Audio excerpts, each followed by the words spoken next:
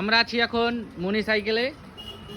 আমাদের মেন কারিগর বিপ্লব দাদু একটা জিনিস বানিয়েছে নিজের ইঞ্জিনিয়ারিং বুদ্ধিতে। জিনিসটা আগে দেখাই ঠিক করে।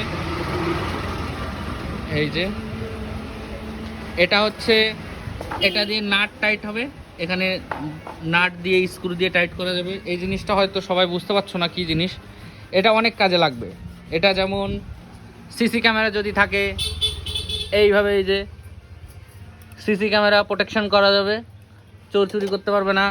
তারপর লাইট, এই যে লাইট চলবে, এই যে লাইট চুরি করতে পারবে না কেউ। এটা খুবই একটা দরকারি জিনিস, মানুষের নিত্য প্রয়োজনীয় জিনিস। আমার দাদু নিজের ইঞ্জিনিয়ারিং বুদ্ধিতে এগুলো করে। যার দরকার চলে আসবে পণ্ডিতপুর স্কুল মাঠ, মনি সাইকেল। এই যে একটা টুল বানিয়েছে, দেখো একটু ডিজাইনটা দেখো টুলের, দেখো। এইসব ইঞ্জিনিয়ারিং আরও যত ধরনের আধুনিক কাজ সব এইখানেই হবে আমাদের বিপ্লব দাদুর কাছে।